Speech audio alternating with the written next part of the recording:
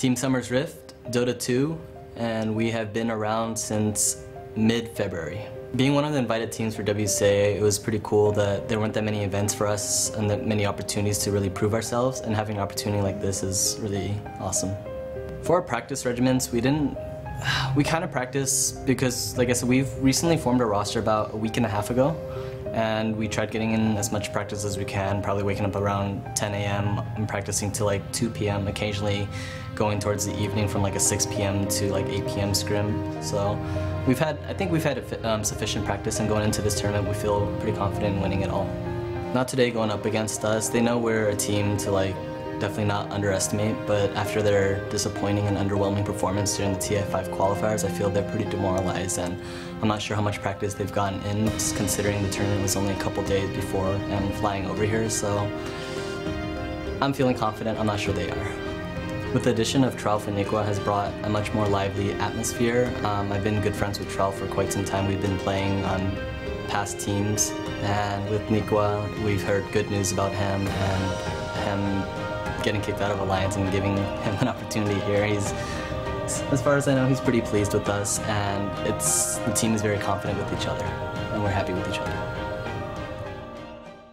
All right, well, that's Summer's Rift, and we're looking pretty good here in this series. 1-0 up over NoT today, starting really strong, and I think they're going to be building momentum here after that game. Obviously, they had extreme dominance. They really didn't slow their momentum at all, and it was really difficult for NoT today to fight back into it. Now, they're going to try to change up their style a little bit, and we'll see maybe something a little bit different from them that'll try to throw a curveball at Summer's Rift.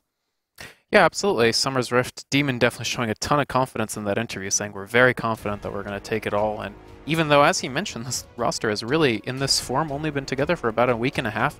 I know they've been scrimming. They've only really played 3 officials, 1 best-of-3 series against North American Rejects, who were playing without Korok at the time.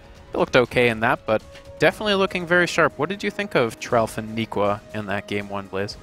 I think that we saw some really great combos coming in, some great synergy coming in from a Tralf as well as Whitebeard, going in with the lane dominance and just punishing any mistake they found in their safe lane was already a really strong showing. And it also showed that variance that we were talking about in the pregame for Game 1, the fact that he likes to farm, he likes to build himself up, but if he sees an opportunity to just go for kills and go for early tempo, then he's going to do it. And Tiny was actually a really good hero for that, because he's got the early stun, he's got the early damage output. So if you mix in something like a Blink Dagger, you're able to kind of mix and match the fact that you want a hard farm, but you also can find kill opportunities, as we saw them snowball that last game. But now we're looking at the draft here for game number 2. Things have changed up a little bit here, and I think a really key point in the draft is looking at this Bounty Hunter pickup for NoT today. Stinger runs this primarily as an anti-jungling, but obviously any way to disrupt the supports, as we kind of saw Nikwa fulfill it. It's still going to be less farm coming in for Stinger than for a standard offlaner, but the objective is the same. Get level 6, get kill momentum for your team, and Undying, a hero that's going to be coupled with him, and it's a hero that's all about momentum. Yeah, the support bounty a lot more common these days than the offlane bounty as they ran Summer's Rift ran in the last game. And they did pick it a second pick here, so they had Leshrac coming in for Summer's Rift as a first pick, and then NoT today immediately replying with Bounty Hunter Undying. I think this forms a more solid core for them than their heroes last time. We already basically know one of the supports. We know it's something that Stinger plays. Last game, we saw the Dazzle coming out from NoT today. We knew they hadn't really practiced it. We knew they hadn't played it in the last month in officials, at least, and it did not work out. Their support pair did not work. It didn't have any lane presence. It had no roam potential. They ended up getting run roughshod over by a solo Bounty Hunter going boots first. Yeah. So I think this game they've sort of tried to set up a much more solid foundation for themselves, moving away from the clockwork. You can see it wasn't banned and wasn't picked. Might go through the entire phase not being picked now that you see an Undying and a Phoenix.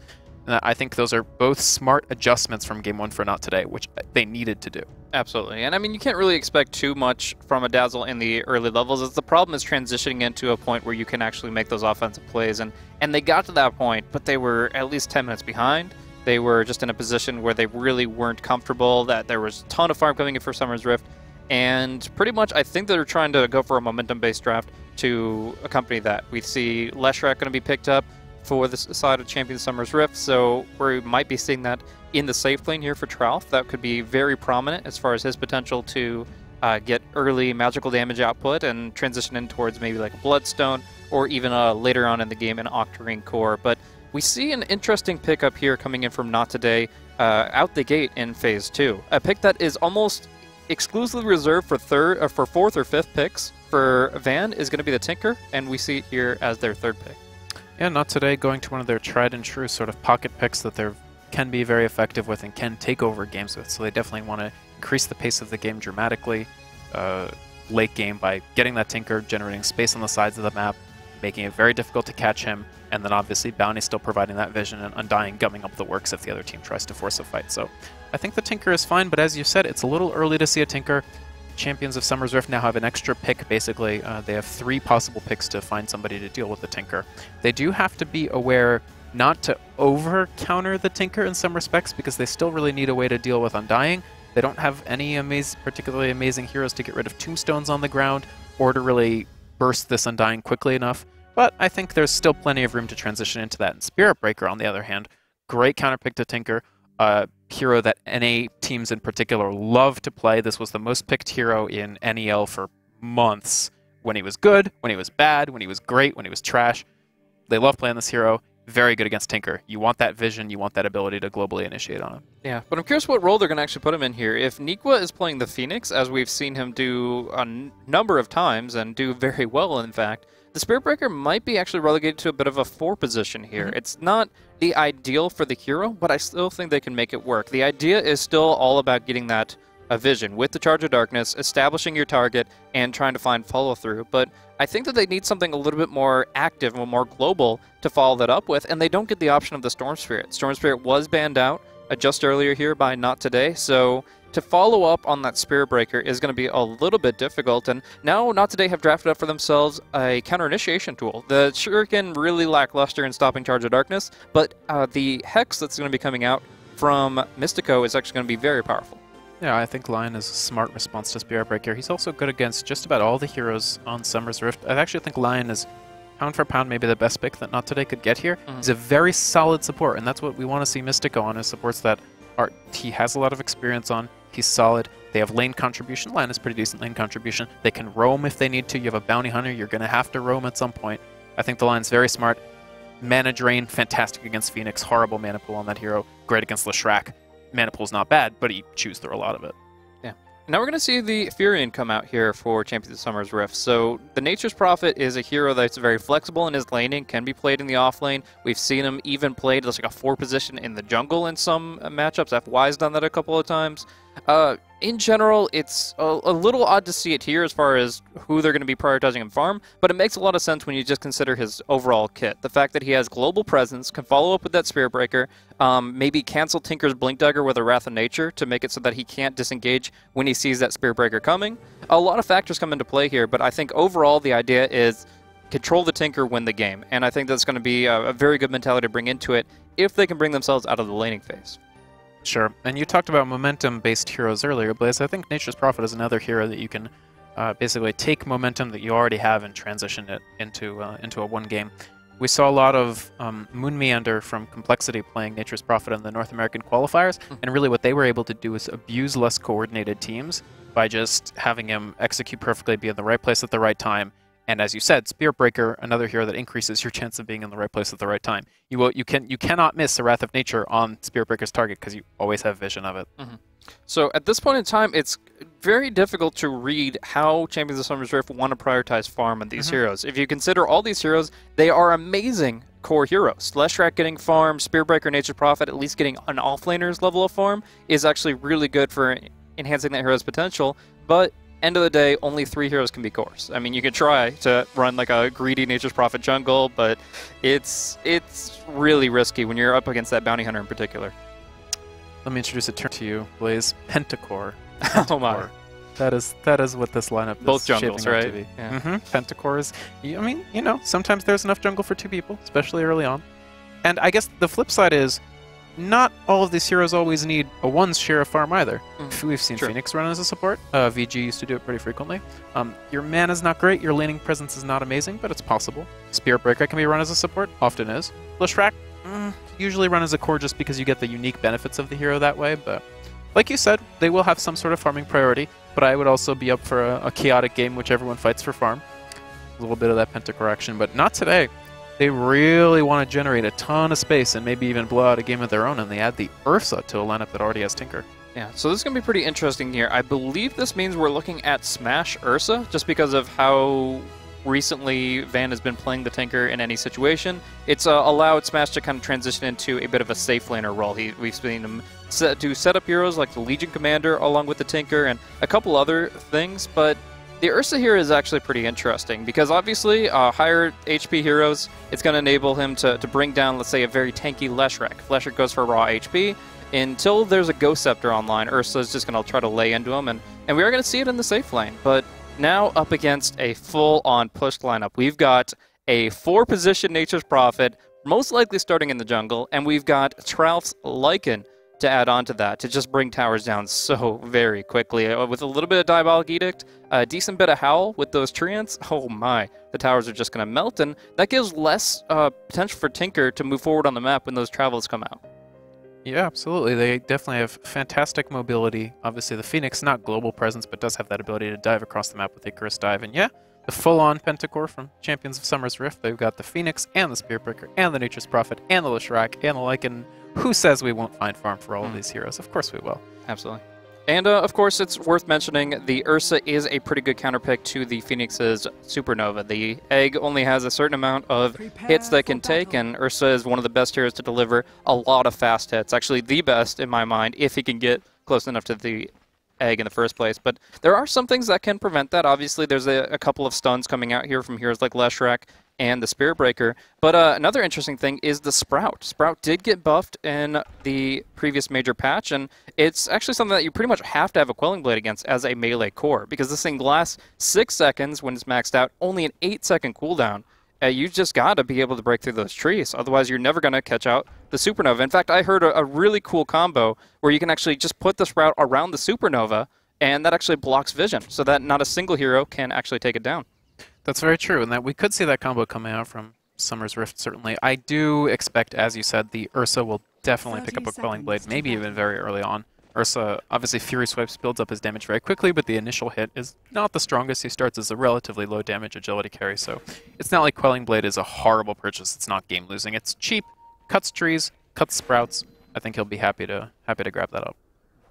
We're going to see Stinger starting things off with a couple of right clicks, but we're going to actually see him charge under the Sentry Ward, still within range, and they'll Icarus Dive slow. They'll connect with the Split Earth, and they will bring him down with the first blood. What an awkward decision from Stinger to start off by just opening up on heroes that he could scout and just check their inventories. He could see they had detection, but he underestimated how well they could control him. Definitely awkward. He tried to replicate the sort of total dominance from Nikwa with the Boots First Bounty Hunter in the last game, and so far it's not going well. Honestly, it's not the most dramatic kill. It's not going to change the flow of the game. Not today, just have to chill, I would say. Yes, you gave up first blood. Yes, the other team got that bounty rune, but it's not a big deal. They just have to not tilt at this point and make sure that they maintain a good mentality going forward. This game is absolutely winnable. They just have to avoid any more mistakes. Definitely agree. We're going to see Bounty Hunter try to put some pressure out directly onto Brax here on the mid lane. He's already going to have some CS mist thanks to the Tinker's laser and the blind effect therein, but for the most part, when he's not denying, when he's offensively last hitting, he can still use the Lightning Storm and find that momentum. So the Bounty Hunter is definitely going to have to be involved, particularly when he gets the Orb of Venom or Janata, so that he can actually maybe help the Tinker find that kill. Absolutely. Even before the Lycan came out, I thought that mid Leshrac was the right call here. I think this is a hero that's going to do just fine. If he needs to spam to get last hits, he can spam. If he can last hit, he'll last hit. And it gives them, again, Summer's Rift. I just think these are 3 solid lanes. That 2-1-2, Phoenix, Spearbreaker, both these heroes are pretty dang hard to kill. They have kill potential if they need to.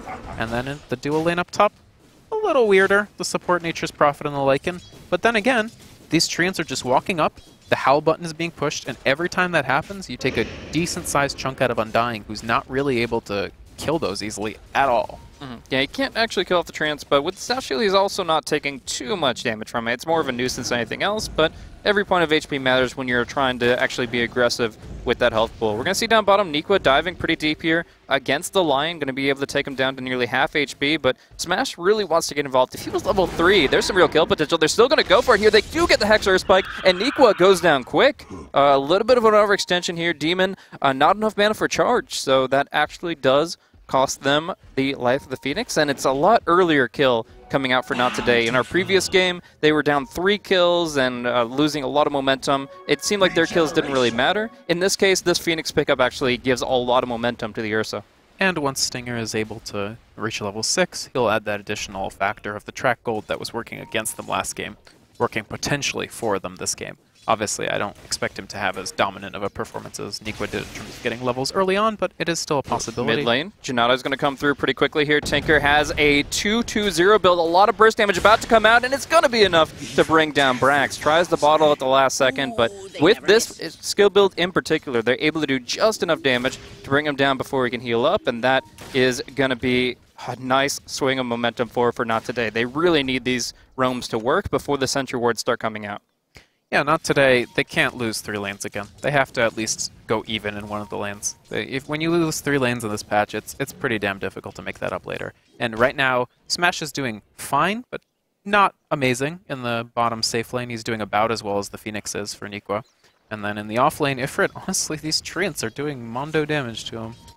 Yeah, I mean, their Undying naturally has pretty low armor here, just 3, so second, mid, Brax will be able to bottle up and turn around with the Lightning Storm onto the Bounty Hunter. They don't even need the dust to bring him down, so they end up counter-ganking that, and although Brax does drop very low and it gets pretty risky, the valuable stats he picked up early on will allow him to survive it and actually turn it back around. Certainly troublesome. Again, not the most high value of things, but it does mean that Summer's Rift don't really have to worry about this mid lane. It's not falling apart by any means. Brax is doing well. He's completely even with the Tinker. Yeah, Tinker hasn't died. Tinker's doing fine. But I think at this juncture, Summer's Rift are quite happy with what they've been able to get out of the Demon's Spirit Breaker. Nice opportunity here with the Tombstone Decay and the Janata Strike. Whitebeard, he needed to try to TP immediately, but the Shuriken being present makes that an impossible escape. So he ends up going down here, down bottom. Nikwa will be caught out by the Hex. There's a nice Earth Spike, but can they burst him down fast enough? He gets the jump away. Demon will zone them out with the charge, and in fact, they might turn it around with the Fire Spirits coming out here onto Mystico. Last hit comes through. Phoenix gets the kill. He survives, and now Smash is actually kind of cornered in if the Nature's Prophet comes through. No Sprout yet, though, so it looks like they're just going to look to disengage. Nikwa making his way to the east and Demon to the west. Undying will actually go down up top here as Whitebeard commits to that teleport instead. And that's just going to be a very nice pickup on a, unfortunately, very low hero. Right. He was already at low health from the constant harassment being brought by these wolves as well as the Trance, and then he can just smack it up. But in the bottom lane, they get another stun in. They get the Hex into Earth Spike. Very, very typical. And I honestly, I do like this Ursa. I wish he was getting a little more support. The Bounty Hunter obviously is roaming, which he has to do, but Ursa's doing fine. The nice thing about Ursa is he cares a lot less about getting hit with Fire Spirits than a lot of carries do because he can always overpower. Exactly. So with this and the phase boots, he's always going to be able to stay on top of the Phoenix and cause some real troubles there. So I really do like the play that they're making. Also going to see here on the mid lane, looking at the last hits, a 30-2 on the Leshrac, 24-5 on the Tinker. Actually down bottom, we just action never ends. Smash gonna be under major pressure, and Mystico, even with his cooldowns, knows he can't do anything to save him. Just tries to head for the hills, but with the TP on cooldown for 13 seconds, he's gonna get caught out as well. And although the nice little double Earth Spike puts some damage back against them, in the end he's cornered and he will be brought down. Meanwhile, up top, it's going to be actually Johnny Walker with a nice little bit of damage coming his way thanks to the Soul Rip, but they need one more hit to bring him down, and they just can't finish it. Now Demon coming in with the Charge of Darkness onto Ifrit, and that is going to be him taking a lot of damage. Decay can come through here onto Demon. Janata slow as well. Demon is going to get the help of the Wolves, though, and with one more bash could bring him down, but he doesn't find it. Charge. Ifrit still low. Charge of Darkness off cooldown, but not going to charge against that Lion. So we're going to look back over. Demon will be going down here. And yes, that will be the kill, but we do see down bottom there was some nice action here. Smash now trying to man up against the Phoenix, but just as an overall recap, we do have Tinker down in the mid lane, Nature's Prophet down bottom, and of course we saw that exchange up top that nearly cost Ifrit his life. Yeah, I think Demon could have gone a little more classic there. I think the Lion still gets the Hex there if he shift Qs it, so yeah, probably. He probably would have just been a Demon feed, but I guess he dies either way, so... The main thing to me, honestly, I see in that fight, there's a huge exchange of kills and almost kills and whatever, but the main thing to me is Tinker dies. The main thing to me is that Leshrac takes down the Tinker. I think that's absolutely huge. Tinker's sitting on only about 1k, 1k with no Soul Ring, I might add, so slows down the Tinker development. Not getting global presence from the Tinker is huge. Until, oh, bottom, that's dead Ursa. Yeah, nice charge. Oh, actually, with the Enrage, he tries to turn it back around here. Now the mitigation will fall off. Oh, wow. And they just need one Bass to stop Smash from getting the kill. He will finish him off and now go up against Whitebeard. Whitebeard will be killed off by all the zombies, at least I would presume so, but they end up making a 2-for-1 while Phoenix gets tracked down by the Bounty Hunter. He's still level 4, so just building up his golden experience, but still a great swing of momentum. That is a very valuable trade, making it 3-for-1 for the Ursa. It's hugely valuable for sure. Even though you lose the Ursa, Ursa is not their only game plan. They have this Tinker. And until the Tinker has Boots of Travel, Demon is charging the Tinker, by the way, so we might see something with that. He might just be using it for position. No, he's going for it. Ooh. And yeah, there's really no way to get out of this. Even with the laser here, he's just going to take too much damage too quickly, and although he sees it kind of coming with the Observer Ward on the mid, there's no way to react once you're caught out that far. Now we're going to see... what a dust. Oh, such a lucky dust here. Demon trying to find him, gets the charge, and it's going to be the Leshrac to look to follow through. Up, down bottom, we're going to see Ifrit go down to the Phoenix, and now we're going to be looking back up towards the top room where Mystico is very low but is able to run away. So now we're going to see him survive, and yeah, Mystico actually still being tracked down by the Wolves, actually. Probably not going to have any chance to kill him. It's just, again, for vision. Summer's Rift, both games have these unorthodox methods of gaining vision all over the map, and it's, ooh, okay, smart by Smash. He activates the Overpower to sort of scare off the... Here they go. He misses the Earth Shock. I don't think they can chase anymore. Now we're going to see a lot of damage coming into the Bounty Hunter. Caught inside the Sprout. That's the fatal damage. And Mystico is back in it with only 100 HP. We will see the Tombstone come down, trying to bait them into it. Now a 2-man decay and some decent soul rep damage. Brax will drop down just to the death lust of the zombies while Demon goes down to the Tinker at long range. Now we see Whitebeard limping away with these phase boots. The only thing keeping him alive, and the teleport will actually get him back to the fountain despite the 5 zombies stacking up against him. That was all Sprout. That was an extremely well-placed Sprout. He couldn't have done any better with that, completely blocking anybody from chasing him up onto the high ground. Whitebeard gets out, so that's another couple kills for NoT today. They really, until this Tinker gets his Boots of Travel and starts getting global presence together with Travels and Soul Ring, they're so outclassed in terms of global vision and presence, so they need to drill down completely on ensuring that the Tinker gets that last bit of 1,000 gold before he really has the ability to get around anywhere. And then they can counterbalance the Nature's Prophet effect somewhat. Yeah. We're going to be seeing Van farm up gradually here with the 3 points of March Machines. As soon as we start talking about his burst potential and we see it do work against the Leshrac, he immediately rotates into a farming build here, going 2, 2, and 3. So finds his way into a position where he's actually able to pick up those BOTs at a pretty good time. 10 minutes is not too bad, considering everything that went on in that lane. And now he's going to be able to actually make things happen across the map. So we'll look for his rotations. He still needs a Soul Ring to really feel the potency of his spam, but no matter what, he's going to be everywhere, soaking up the farm. Does take away from the Ursa a little bit, but the idea is that they're going to try to make it up with track kills with that Ursa. Right. They need to get enough farm on the map for both of these heroes to do well, and that definitely means that the Ursa has to start getting kills on track targets. Undying tries to keep himself up with the Tombstone play here, but Brax is putting out too much damage with this early Pulse Nova. A lot of people are underestimating that skill right now, but the level 1 is actually one of the most valuable points you can get in this ultimate. So as early as level 6, you have to expect a large amount of damage to coming from Leshrac unless you bring him down very quickly, and that's going to take a lot of good focus fire. I mean, maybe the Ursa will get some mobility tools up in the future, but for right now, he's just building phase into Vlad's, and it's going to be some time before he really feels confident to actually go close quarters with the Tormented Soul. Definitely. I think Brax is playing this exactly correctly. I've been pretty dang impressed with Brax so far in this series. I think he's playing to essentially what you'd want Brax's form to be. This is a player that's sometimes inconsistent. He should be done with his Yule Scepter about now. Yeah, he actually is done with the Yule Scepter, so that'll give him even more kill potential on heroes like Tinker, on heroes like Ursa. Especially Tinker, I mean, he can't blink away once he Yules him, so Radiant's top So, tower nice has deny been pickup for not denied. today here. Radiant's Getting the bottom deny on the tower tier is under 1 attack. top is actually really important against the Lycan because this hero is just does so much with any bit of momentum. He's a hero that can be shut down a little bit early on and still come back with massive farm when he hits about level 7, level 8. But if you just let him farm up, he's just able to do so much. It's kind of like a Shadow Fiend. Like, you are able to just blow up your farm, explode into a very active and involved mid-game, take objectives, take kills. Speaking of kills, we're going to be looking down bottom for Ursa. He doesn't get the enrage off for a while, but now he will overpower down the egg. So he does kill the Phoenix for his trouble, but the Lion will fall, and Ursa in a bit of a rough spot. They actually disengage from this, not confident with the low mana pool that's on the Leshrac right now. Radiant's middle I think it's an tower is acceptable under trade. attack. They're happy to get the Phoenix for Ursa. The unfortunate thing is they're still struggling on vision. They're not able to get more than that. You really want not today to be able to start taking some initiative on the map and start getting a little bit of that map control back. But instead, Summer's Rifts are still taking the fights they want. The Leshrac is rocketing ahead on levels and to some extent on farm. I think it's okay. They're still fairly stable. Keep in mind this is a Tinker. It's 12 minutes in. 12 minutes in is not when you typically see a Tinker dominating. So we need to give this lineup a little bit more time to percolate, probably. Yeah.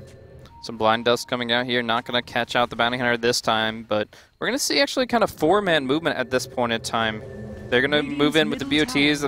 Essentially, the Tinker can be there no matter what. And now that Brax is kind of low on mana, they're going to try to close in on him. But he has his haste rune, goes for kind of the roundabout way, but it's going to be the best one for him to disengage.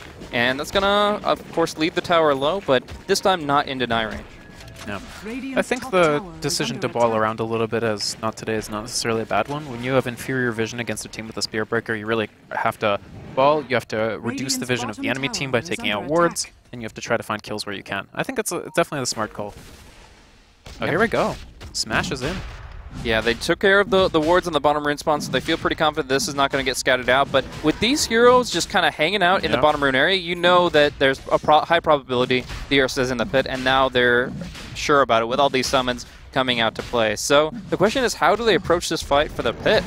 The Rosh is going to have a finite health pool, and Smash is going to keep on stacking Furious Waves. They have to make their play soon, but it's going to be hard to initiate. It's going to be the Charge of Darkness to start things off. There's the Nether Strike, and the Phoenix Egg on the cliff doing large amounts of damage. Still, Smash will turn it with the Enrage, get the kill on a Demon, and it's going to be Tralf kiting them around with the Shapeshift. Very nice play here. Smash going to be going down gradually, and Ifrit going to be limping away as well. Still, we're going to see the Leshrac burst down. Niqua having to actually TP home, and it's Whitebeard that's actually able to clean up one more kill on the backside. Finishes off the Undying, but is now caught all by himself, nuked down by Van, and that is still going to be a favorable exchange for Not Today, even though they were the ones caught out.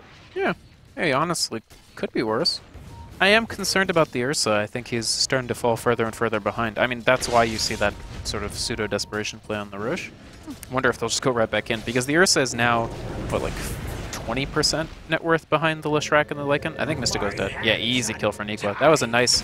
Knowing when you can go for a kill like that as Phoenix is a good skill to have. Absolutely, and of course he's going for this build with the Icarus dive, going for 3-4-0, so although he doesn't get the utility of the Sun Ray, you still get that extra bit of damage with that. Urn of Shadows is able to do a lot of work. We're going to see Roche go down very quickly. Smash trying to stop it, but he gets charged. The Aegis goes to the Lycan, and now Smash is very frustrated. They do get the Tombstone on the high ground. There's some great damage coming in from these heat-seeking missiles. Now Tralf without the ultimate will be caught out, and it looks like they can bring him down twice here. They've already got all these zombies in play. They're going to get the disables from Mystico, and despite the Icarus dive, Tralf will fall. So really nice movement here. Unfortunately, they couldn't get the Roshan. Right. And that's, I mean, it's at least they get something, right? They still get 2 kills. They get the Aegis broken. It's no Roche, but it's the next best thing.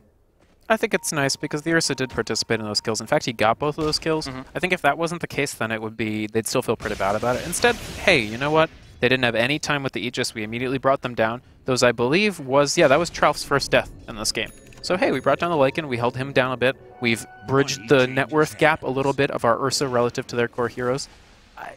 Yeah, they really wanted Roche, but this is about the best they could hope for after not convincingly winning that previous fight. Especially if you can consider the area denial that is brought with this draft. The Undying Tombstone and the March of the Machines coming out from the Tinker, you can control that bottom rune region so effectively, as we saw when they took that 3 for 2. And they just really wanted to make that happen again and just continue. Even if they didn't take the Roche, they wanted to keep fighting around the Roche pit in order to get those continuously favorable opportunities. But the problem is they just couldn't juice up fast enough. They couldn't restore themselves, get back online with their cooldowns and their full HP bars in order to accommodate that distance. And that's in part the dire side advantage that Summer's Rift have gotten for this Roche exchange, and also their mobility. You've got charge, you've got the global teleport, and you can just pretty much get into that Roche pit whenever you want.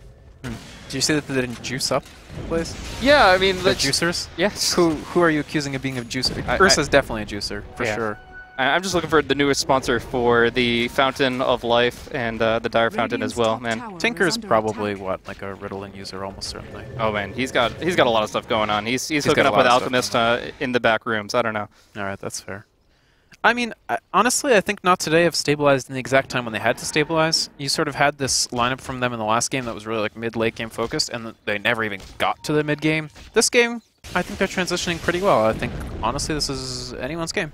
Yeah, definitely. I mean, the kill score is even, so that kind of helps along those lines, but I really feel like there's a lot of potential for NoT today to drive momentum now with the track. If they just get the initiation tools, they already have the blink on the Tinker, but they really need it on the Lion and the Ursa too, I think. You generally don't want like 3 blink daggers against a Nature's Prophet, but in this case I think it's just too valuable to get close quarters immediately and get those quick picks. You start a fight as like a 5v4, then you're going to be having that many more heroes to focus the egg and not be distracted by other things. Yeah, I have to agree. They do have, Summer's Rift do have a lot of blink breaking stuff. The ticks of the Supernova, potentially ticks of the Fire Spirits, Icarus Dive, Treants from the Nature's Prophet, Wolves from the Lycan. Even the Yules de-incentivizes blink just because you can't disengage with that, but it's still, I think, too important to miss. And now that we see it on Smash, you know you're going to see it on Mystico's Lion. Yeah, mobility is definitely crucial for an Ursa. He's got to be able to get in. He's got to be able to actually deliver his damage. And I think it's also important when possible for NoT today to initiate fights with the Ursa rather than have fights initiated onto the Ursa, because there's that chance that Demon just completely prevents the Ursa from enraging until he's already at an extremely low HP value, whereas you want to keep the Ursa healthy for as long of the fight as possible. Yeah. It's also the fact that the Ursa doesn't yet have a BKB, so if he wants to, we could see Brax use the Yule Scepter during the Enrage and almost negate that cooldown entirely. So it's all about how they play around it, and like you said, it's a lot about the Ursa getting the jump instead of the other way around. But one thing that I want to think about for the long term is there going to be any Force Staff play this game? We kind of talked about it before this match that there were a couple of support players on either side that really favor the Force Staff over many other items, and I feel like it could be really good against Summer's Rift in particular. What do you think? I think it's good against both teams. If you can force people away from an Ursa who just blinked in, it's not like he's got another blink. And against the Hex and everything like that too, but who's going to build it under those circumstances? It seems like Undying might want to go for Glimmer Cape instead. Obviously, the Lion just wants his Blink Dagger, so we kind of look over to the Dire, who are building Mechanism on the Nature's Prophet, and of course the Spirit Breaker having his an open item pool, but probably wanting to rely on this kind of standard BKB Shadow Blade type. Force Staff is not a Pentacore approved item, Blaze, by any means. That's fair. Nobody's going Force Staff on the Pentacore team. Every core for himself. Get that garbage out of here. Oh, that's interesting. We're going to see a fight break out here. We're going to see Lycan pressuring up top, but it's going to be the Icarus Dive coming across here, across the Tombstone. Zombies everywhere, and the Finger of Death does bring Brax pretty low here. Nice Supernova, but Smash knocks it down quick, and it will not be breaking. At least not on their terms. Now we see Mystico getting double bashed and Earth Split, so it will be 1 kill going the way of Summer's Rift, but they lose 2 for it. It's got to be a lot of space created for Trout if they're going to be able to call that a win. They need to get some heavy push on, but the Tinker coming in with the BOT's Blink and March pretty much guarantees this tower will survive, and that... You think? I mean, they got the glyph, right? So they rotate 1 more hero in, and Trout is gone. But he might try to go for some interesting summon play here, but... in the end, they're not getting it, and in fact, they're getting a tier 1 bottom. That was a pretty cute play. He tried to find the Tinker with the Necronomicon creeps, but he doesn't get it. So, yeah, I think NoT today definitely getting the major benefit of that engagement, and now you can see that the Tinker just taking out the Necro creeps for some money. I like that a lot. Yeah. Going to be heading back and fueling up again, and he's going to be back at full HP no matter what. So, good play there to continue to build momentum. he's got a soul ring and a point booster. Do you think he's actually going to complete the Bloodstone at this stage before he goes for any nuke or utility items? It's a good question. I'm feeling Bloodstone, honestly. I think that's the way you win this game, is get the early Bloodstone, be able to have absolutely excellent sustain. As Tinker in these fights that are actually lasting a pretty long time, you don't want to be going back to base in the middle of the fight. And that's really what the Bloodstone, one of the things that the Bloodstone lets you do. Okay, yeah, you finished it. So I think this is actually great. Now we're going to see the Eul Scepter initiation onto the line. They kill the creep the Tinker was trying to BOT to, so there's no reinforcements to be had. Smash, however, is close in proximity and does go for the blink jump. Brax taking a lot of damage, and the Eul Scepter is still on cooldown. So now we see the Enrage coming out from Smash, trying to bring down Trout. He doesn't have the shapeshift for 3 more seconds, and that's 3 seconds too many with Van getting a kill. Now Demon connecting onto Stinger will get, again, a trade, but is it actually going to be creating any space? He'll trade his life 1-for-1 with the Gondar, who's happy to trade lives with the Track, and Nikwa is not able to really do anything down bottom in the process. Maybe they get the Tinker. Maybe they find that opportunity diving in the tree line. They thought that he blinked southwest. They put a lot of spells into that part of the jungle, and Van just turns it back around. Now he'll BOT home, nothing to interrupt him, and that is still going to be the tier 1 falling, but at the same time, pressure top. Well, the beauty is, Blaze, no matter who dies on Summer's Rift, they still have chorus farming. That's true. That is certainly true. Shiva's Guard is going to be a really nice pickup for Summer's Rift, so at that point you just say, I'm the one position now. You guys fight, you guys distract, and I'll take care of business for this late game. Nikwa takes over the container ship. I am the carry now. Exactly, exactly. So now we see the tier 1 fall up top. Obviously, the bottom one fell to Whitebeard on the Nature's Prophet.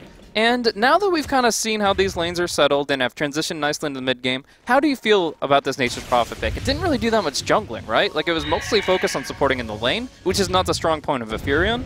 But do you think it's worth it to kind of lose that tempo early on against the Undying and still kind of later on have more to bring to bear with this split push? I think that the Nature's Prophet did bring tempo in some respects because they were able to teleport him to whatever they needed. It let them secure the bottom lane. Oh, missing the Impale here, but still going to be able to find the kill. And Demon actually caught out once again. This is going to be maybe his 7th death here. He'll ult the in, but he'll be knocked down very quickly. And again, they clean up the Necros. One more hit on the range creep. It will survive, but even still, great farm coming in for NoT today. Great kills. And you see what Tinker's going to be doing with it. Dagon 5 is his next item to rush out here, starting with Recipe 1, but that's with 11 Bloodstone charges. So you know that he's going to be able to rearm and cast this over and over again. And the nerfs to this item's mana costs aren't really going to come into play here because the Tinker just has so much mana to work with. Yeah, I think you're absolutely right. I think Summer's Rift are taking too many fights right now. I think you're hitting a stage of the game at which their lineup and the way that they've constructed it is actually pretty weak against NoT today's. They need to wait a little bit. They're starting a lot of fights. They're honestly taking a lot of these fights of their own volition. And right now, keep in mind, you have 5 heroes who all scale. The other team has 2 heroes who scale, and that's where they've concentrated their efforts and their farm. So right now, it's almost impossible, unless NoT today, really fell apart early, for them to be weak and easily preyed upon by Summer's Rift's lineup. I think Summer's Rift need to slow the pace down and only take very easy kills if they can. Yeah, so, I mean, they want to start maybe trying to avoid fights. Stinger here, bringing the fight to the Phoenix with his DD rune. Big hit coming in, but nothing to stop the Icarus dive, and he walks away with 48 HP. What a close call. But now, a couple things to take into consideration. Taking a step back, at this game, we've got a 3,000 net worth advantage for NoT today, and we're also looking at about 1,200 in experience in their favor. Along with what you just mentioned about them wanting to take fights and Summer's Rift wanting to avoid them, how do you feel about this next Roshan? It was a pivotal point in how the game progressed for Rosh spawn number 1. Now we're looking at this second bad boy here at 25 minutes, and I'm not really sure who I favor in the pit. Obviously with the BKB, Ursa's got a lot going for him, but I could see Summer's Rift finding the opening. I think it's very execution dependent, but in my opinion, it's harder for Summer's Rift to win a fight around the Roche, like a 5v5, than it is for NoT today to win one. That said, obviously Summer's Rift have a positional advantage just naturally from being on the Dire side. Vision is honestly a little bit NoT today tilted in that area, so I think it's pretty tough for Summer's Rift, but they could absolutely take a fight dramatically. All right, well, we're going to see the top tower denied by Tinker. Mystico's gone already. Lesh wasn't able to pick that up, and yeah, just the Necro summons with the Shapeshift active are able to run down the line on the backside. Now doing some mana burn to Stinger as well as some Lightning Storm slow. Can they get more out of it? It's going to be Tinker to bring down the Nature's Prophet and the Phoenix on the front line here. Now Undying getting bashed hard, but the mech brings him back up. They're focused on Smash, but he's got this BKB. He shrugs off the Leshrax's damage, and he turns it back against Brax. He's going to be going down. Bloodstone Suicide, and now Not Today are in a commanding position. Demon doesn't go for the charge up to the creep wave. He goes for the Tinker, and that is enough for him to get the TP away. So he will survive, but this roast is pretty much done. Yeah, I don't see any way for Summer's Rift to contest this Roshan without. They don't have buyback on the Leshrac. There's honestly no way that you contest this. The only way is to maybe try to trade a tower for it, but even that they're not going to get. Honestly, I think Not Today are playing this exactly as they need to. Demon? Are you kidding me? Oh my god. He gets the kill on Roshan. He snatches the Aegis, and even if he dies here, he just made the ultimate classic Jimmy play. That is insane. That kind of charge play. Oh, he's going to survive. No, the Lion's got it. He does connect with the Earth Spike. He had a blink if he needed to follow that up with anything else, but still, that was incredible. Seeing the Spear Breaker turn that back around.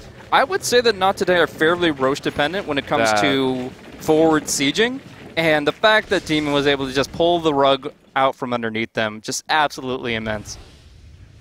The two-faced god turns his winner face to the other team. Wow, that was amazing. He got the kill and the Aegis.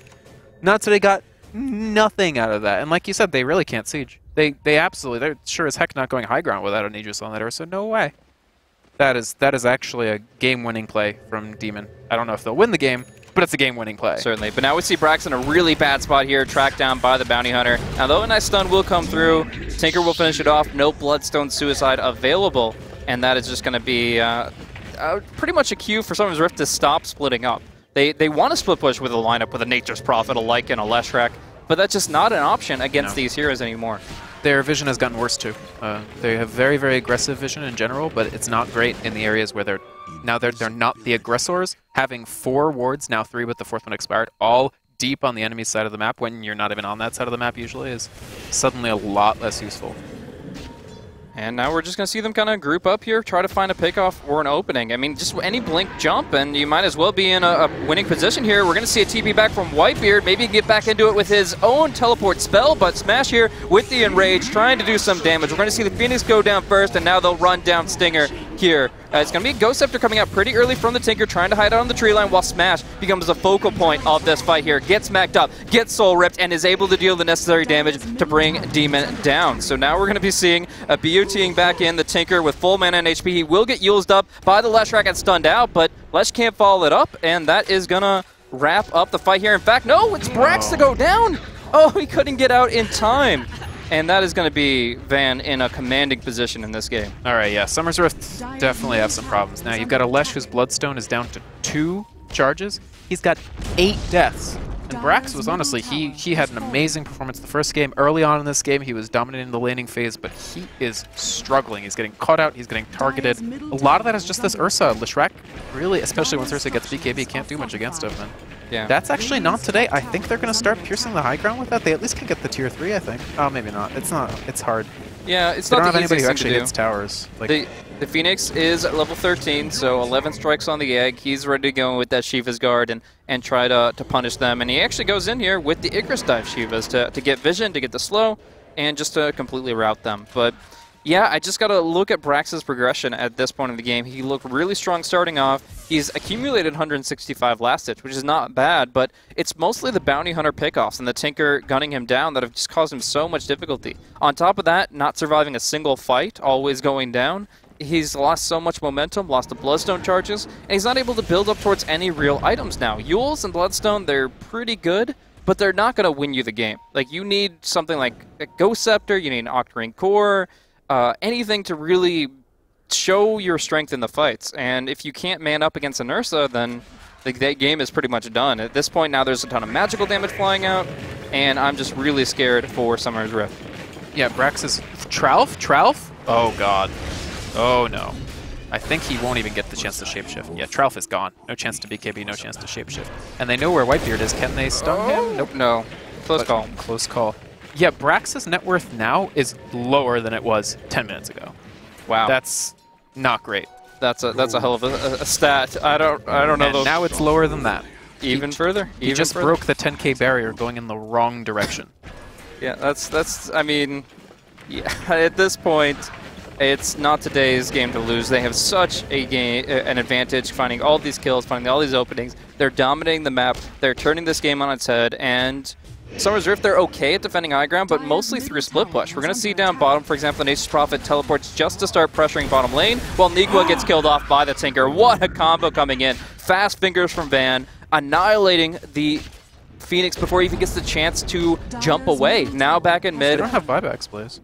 A nearly full mana Tinker about to siege with the help of the Ursa, the Bounty Hunter, the Undying, all here ready to fight. And who do they even have to fight at this point? You've got no buybacks, as you mentioned, 3 people alive that don't want to fight at this point in time. That's a full lane of racks, and it's really hard to come back from that when you're a pushing lineup. It's really hard to come back from losing control over the entire map as a multi-core lineup too, especially when you start getting into that 4th hero that needs farm, that 5th hero that needs farm. You need map control just to have space for all these, people to get what they want, and unfortunately you can't always get what you want, can you? Yeah, unfortunately. I feel like if they had drafted just a little bit more team fight, if they just had one more team fight ability, that these defenses would be a lot smoother for them. If now, they when you say one more team fight ability, you mean one team fight ability? I mean, I would call Supernova a pretty good team fight ability, but overall, yeah, these are heroes that are really good at dealing damage, but lack control. The Spear Breaker can control 1 person, but you're really worried about 3 at this point in the game. We're going to be seeing a long charge down bottom, but Tinker should be fine back at home. And meanwhile, Nikwa is barely able to hold the front line, has to be diving back to his fountain. That's a TP you don't want to go for, Whitebeard. And we're going to be seeing them just get hexed out, get caught out. Brack's going to be going down, bashed up, and the Enrage does its work. Wondrous jump from Smash, and that is going to be locking him down. We're going to be seeing a 5 versus 4, no buyback at all. Trout pops the BKB, but without Shapeshift, they can just walk away from him. It's all on Nikwa now, with no Supernova, just spamming out with all of his abilities. He has to get them away, but with a nice Yule play against the Spirit Breaker. Demon can't find his target. Nikwa will go down. The Tinker will be just controlling everything. It's a double kill. It's almost a triple for Van. He gets the Godlike Spree. He gets 20 Bloodstone charges, and in 34 minutes, they're taking game 2. Yeah. No more blood in Leshrack's stone. Tinker took it all. He took all of the blood from Leshrack's Bloodstone. That was, honestly, a lot better from NoT today. They looked unfocused, sloppy, and with a very poor draft in the first game. Turned it all around this game. Any questions about mentality, I think, have to be put to rest. They did exactly what they needed to do, even after giving up the first blood. They turned it right around. I'm very impressed with NoT today this game, especially with the pick and the play from the Ursa and the Tinker. Yeah, absolutely. I mean, they just moved across the map really well. Unfortunately, they didn't get the Roche fights that they really wanted, especially the result of the Aegis not going to them. Definitely hurt their forward momentum, but they didn't sweat that at all. They still just made sure that the Bounty Hunter was in position to find kill opportunities. They followed it up with the Tinker. Amazing movement there, and it just goes to show that even if you third pick a Tinker in the draft, you still have many opportunities to do some amazing work with that hero. He had an okay laning stage, got the BOTs in only 10 minutes, but he was able to do just so much. And I kind of feel like Summer's Rift maybe missed out on an opportunity to counterpick against that Tinker a little bit. Maybe like a Nyx Assassin or some other hero that just clearly can isolate the Tinker and stop that momentum would have been a lot better than some of their latter picks. Sure, and I think NoT today, they looked at Summer's Rift's draft, they knew what they needed to do, they knew that the Bounty Hunter needed to rotate around. Every time he got a death, he managed to turn it around, do something with it, find a kill, find an opportunity, find some vision, and that really managed to counteract even a team that had multiple Necronomicons, so multiple sources of true sight.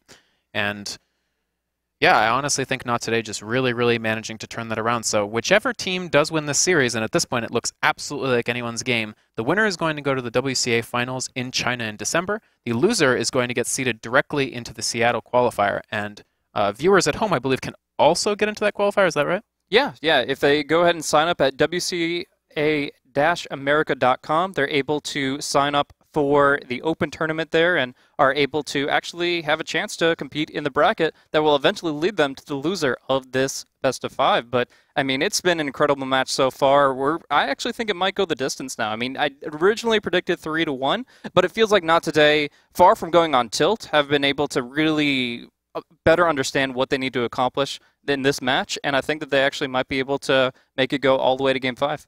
I think absolutely. At this point, anything could happen. I think anyone could take this series. It's all going to come down to, do they get the picks they want? Are they able to generate opportunities on the players that they want? And how many classic Jimmy plays are we going to get per game? All right, well, that's going to wrap it up for game number 2. We're going to be seeing game 3 come up in just a few minutes, guys. Thanks for tuning in once again to WCA America, but we're going to go to a quick commercial break, and we'll see you guys soon.